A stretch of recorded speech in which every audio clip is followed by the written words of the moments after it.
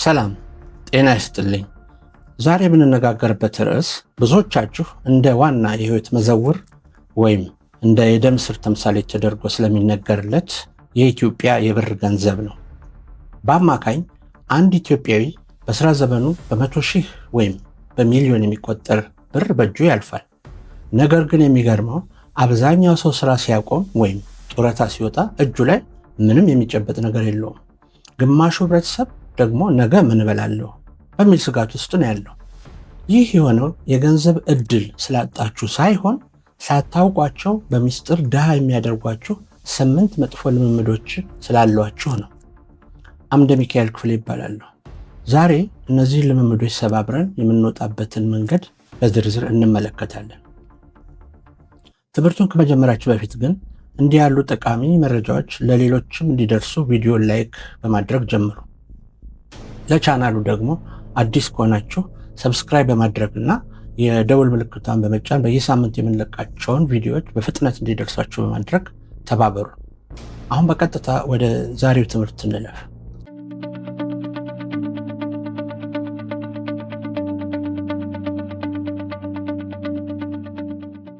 ተቀጥሮ መስራት አንድ ወይም ተመሳሳይ የሆነ ነገር ነው። የደሞዝ መጠኑም እኩል ሊሆን ይችላል። ሚስጥሩ ግን ስንት ታገኛለህ ሳይሆን ስንት ታተርፋለህ የሚለው ላይ ነው። ወደ 8ቱ የመጥፎ ልምምድ ታሪኮች ከመግባታችን በፊት በአንድ መስሪያ ቤት የሚሰሩ ህሊና እና ቴዎድሮስን እንተዋወቃቸው። ሁለቱም በአንድ መስሪያ ቤት ውስጥ ተቀጥረው የሚሰሩ ሲሆን በየወሩ እኩል ብር 10,000 ደሞዝ ይከፈላቸዋል። ህሊና ስሟ እንደሚመሰክረው ህሊና አላት። ደሞዟ ገና በእጇ ላይ እንደደረሰ ልክ እንደ ግብር ቆርጣ 20%ቱን ወይም 2,000 ብሩን ለወደፊት ህይወቷ ታስቀምጣለች። በቀሪ 8,000 ብር ኑሯን በልኩ አድርጋ ትመራለች። ቴዎድሮስ ደግሞ በተቃራኒው ነው። ለሱ ደሞዝ ማለት የአንድ ቀን ፌሽታ ነው። አዲስ ልብስ፣ የቅንጦት ጫማና የሳምንቱ መጨረሻ የመዝናኛዎች ቦታ የሱ ናቸው። ገና በወሩ በአጋማሽ ኪሱ ነፋስ ይገባበታል። ከዚያም ሰው ምን ይለኛል በሚል ስጋት ከጓደኞቹና ከሱቅ እየተበደረ ወሩን ለመግፋት ይታገላል። ለቴዎድሮስ ኑሮ ማለት በሞላበት ቀን መዝለል፣ በጎደለበት ቀን መቆዘም ነው።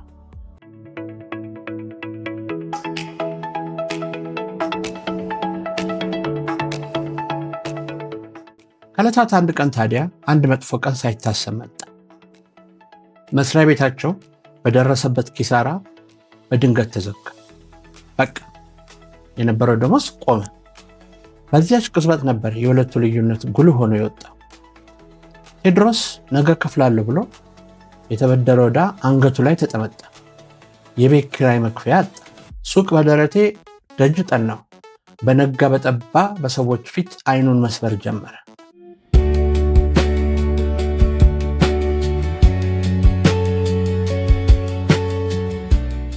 ህሊና ግን ብትደነግጥም አልወደቀችም።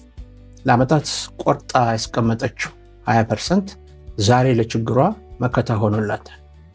አዲስ ስራ እስክታገኝ ድረስ የምትበላውና የቤት ኪራይ የምትከፍልበት እየተጠራቀመ የነበረው አቅም ገንዘብ ሆኖላታል። ቴዎድሮስ በሰው እጅ ሲንጠለጠል፣ ህሊና ግን በገዛ እግሯ ቆመች። የታሪኩ ቁም ነገር የሰው ልጅ ኑሮው እንደ ክረምትና በጋ ተለዋዋጭ። በበጋ ወቅት ለምሳሌ ብለህ ያላስቀመጥከው ብር በክረምት ለራት ሆኖ አይጠብቅም። ቴዎድሮስ ዛሬም ብቻ ልኖር ብሎ ራሱን ለችግር አጋለጠ። ህሊና ግን ነገንም ልኖር ብላ ነፃነቷን ገዛች። ታዲያ እናንተ የትኛው ናችሁ? በባዶ ተስፋ የምትዘልሉ ቴዎድሮሶች ወይስ ለነገ ተራራ የሚሆን መሰረት የምጥሉ ህሊናዎች? መልሱን ለእናንተ ትተን አሁን ሳታውቁት ድሃ ወደሚያደርጓችሁ 8 አደገኛ የሆኑ ልምምዶች ታሪኮችን እንመልከት።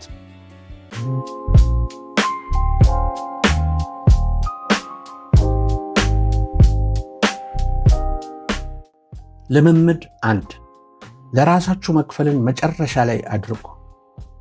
ብዙዎቻችን ደሞዝ ሲገባልን ወይም ስንቀበል በመጀመሪያ የምናስበው ለማን ነው? ለቤት ኪራይ ሰብሳቢው፣ ለሱቅ በደረቴው፣ ለኤሌክትሪክ ኃይል፣ በአጭሩ ለሌላ ሰው ሁሉ እንከፍላለን።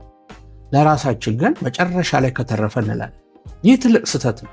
በሮበርት ኪዮሳኪ ሪች ዳድ ፑር ዳድ መጽሐፍ ላይ እንደሚለው ባለጸጎች መጀመሪያ ለራሳቸው ይከፍላሉ።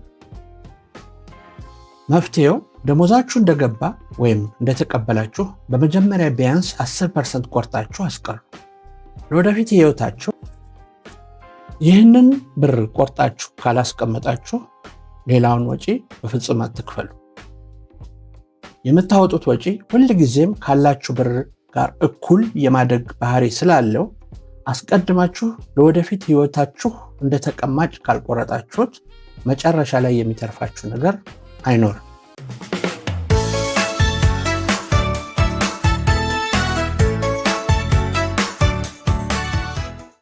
ልምምድ 2 የብድር ወጥመድና የሸማችነት አባዜ።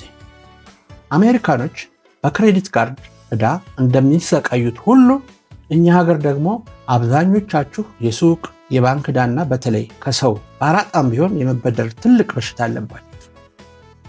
በተለይ ወለድ ያለባቸው ብድሮች በትክክለኛው መንገድ ቆማችሁ እንዳትረግጡ ያደርጋችኋል። በአሜሪካ የክሬዲት ካርድ ወለድ ከ22% እስከ 24% ይደርሳል። ይህ ማለት ዕዳችሁን ሳትከፍሉ ዝም ብላችሁ ለመቆም ብቻ በየዓመቱ ብዙ ብር ትገብራላችሁ ማለት ነው። ሕጉ ቀላል ነው። ዛሬ በእጃችሁ ባለው ጥሬ ገንዘብ መግዛት የማትችሉትን ነገር በብድር አትግዙ። ለልብስ፣ ለምግብ ወይም ለቅንጦት ወጪዎች በፍጹም አትበደሩ። ብድር የሚፈቀደው ዋጋው ለሚጨምር አሴትስ ወይም ገቢ ለሚያስገኝ ንግድ ብቻ ነው።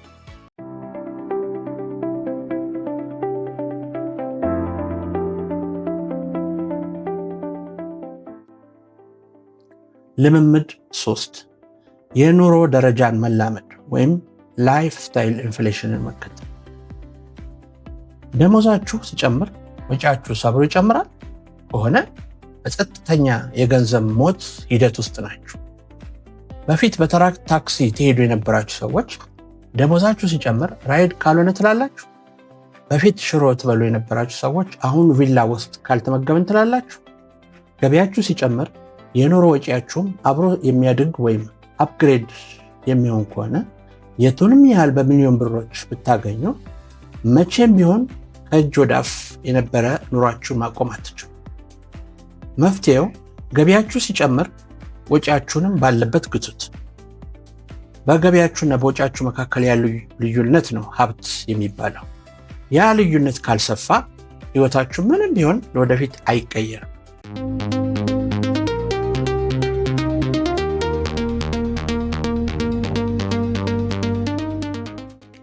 ልምምድ 4 ቁጥሮችን በውል እንወቅ።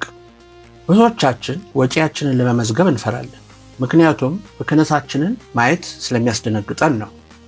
ነገር ግን ልክ ውፍረት ለመቀነስ የምትበሉትን ካሎሪ መቁጠር እንዳለባችሁ ሁሉ ለሀብትም ወጪያችሁን በቁጥር ማወቅ ግዴታችሁ ነው። ዋናው ቁልፉ የተጣራ ሀብታችሁ ስንት ነው? ንብረታችሁ ሲቀንስ ዕዳችሁስ ምን ላይ ይሆናል? በየወሩ ለቤት፣ ለምግብ፣ ለልብስና ለትርፍ ነገር የምታወጡን ወጪዎች በትክክል እወቁ። ቁጥሮችን መመዝገብ ሳታውቁት ተጠያቂ ያደርጋችኋል። ሳታቀዱ የምታወጧቸውን ጥቃቅን የሻይ እና ቡና የመሳሰሉ የወጪ ብሮች ናቸው ትልልቁን ጉድጓድ የሚቆፍሩላቸው።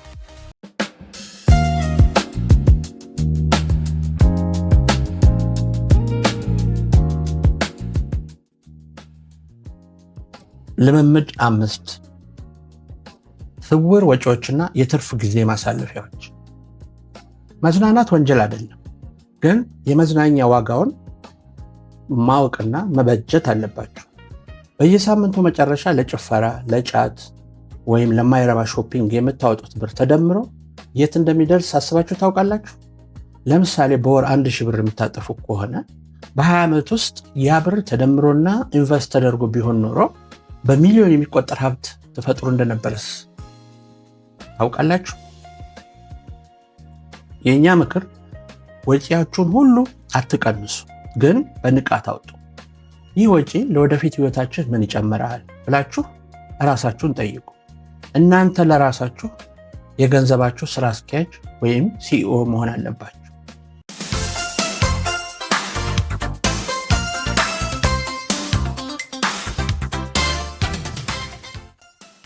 ልምምድ 6 ቆጣቢዎች ማለት ተሸናፊዎች ናቸው። ይህ ለብዙ ሰዎች ግራ ይገባል። እንዴት ቁጠባ ተሸናፊ ያደርጋል ትሉ ይሆናል። ነገሩ እንዲህ ነው።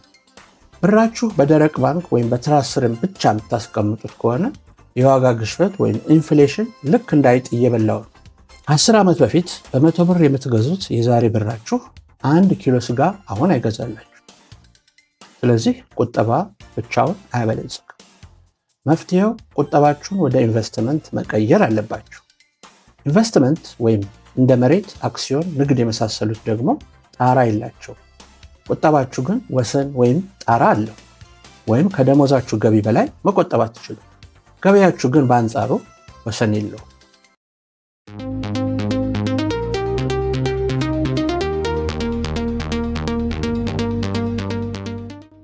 ልምምድ 7 የታክስና የግብር እውቀት ማጣት። በሕይወታችሁ ትልቁ ወጪያችሁ ግብር ነው። አንድ አማካይ ሰራተኛ ከደሞዙ ላይ እስከ 30% እና ከዚያ በላይ ግብር ይቆረጥበታል። ባለሀብቶች ግን ግብርን በህጋዊ መንገድ የሚቀንስባቸው የተለያዩ ስልቶችን ግን ያውቃል። ለምሳሌ መንግስት የሚያበረታታቸው የቁጠባ አይነቶች የንግድ ስራ ወጪዎችን ማወራረድና የመሳሰሉት ይሆናል። ሆኖም ግን ግብርን ማሸሽ ወንጀል ነው፣ የህግ ተጠያቂነትንም ያስከትላል። ስለዚህ በህጋዊ መንገድ ግብርን መቀነስ መቻል ግን ብልህነት ነው።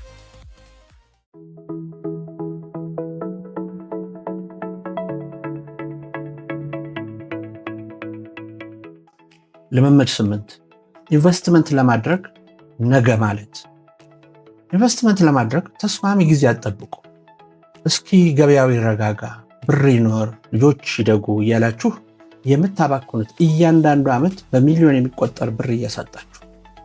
በ25 ዓመታቸው ኢንቨስት ማድረግ የጀመሩና በ35 ዓመታቸው ኢንቨስት ማድረግ የጀመሩ ሰዎች ከ20 ዓመት በኋላ ያላቸው ልዩነትና ርቀታቸው የሰማይና የምድር ያህል። መመሪያችሁ መሆን ያለበት ኢንቨስትመንት ለማድረግ የተሻለው ጊዜ ትላንት ነበር፣ ሁለተኛ የተሻለ ጊዜ ደግሞ ዛሬ ነው። ጊዜ ወይም ታይም ኢን ዘ ማርኬት ከሁሉ በላይ ትልቁ ሀብታችሁ ነው።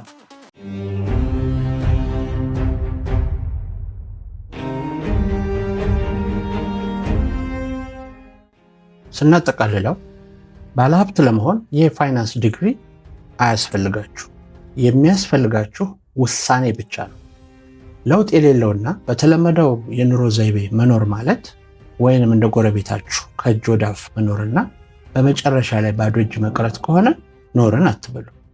ከዛሬ ጀምሮ ለራሳችሁ መጀመሪያ ክፈሉ፣ ወጪያችሁን መዝግቡ እና ባላችሁ ነገር በመነሳት ኢንቨስት ለማድረግ ሞክሩ። ይህ ጨዋታ ነው። ይህን ጨዋታ ከተጫወታችሁ በተገቢው መንገድ ማሸነፍ ትችላላችሁ። እናንተስ ስለዚህ ሳታውቁት ድሃ ስለሚያደርጓችሁ 8 አደገኛ ልምምዶች ምን ትላላችሁ? አስተያየታችሁን በኮሜንት ላይ አጋሩ። ቪዲዮውን ላይክ በማድረግና ሌሎች እንዲደርስልን አግዙ። ቻናላችንንም ሰብስክራይብ በማድረግና የደወል ምልክቷን በመጫን ቤተሰብ ይሁኑ። ስላዳመጣችሁን እናመሰግናለን።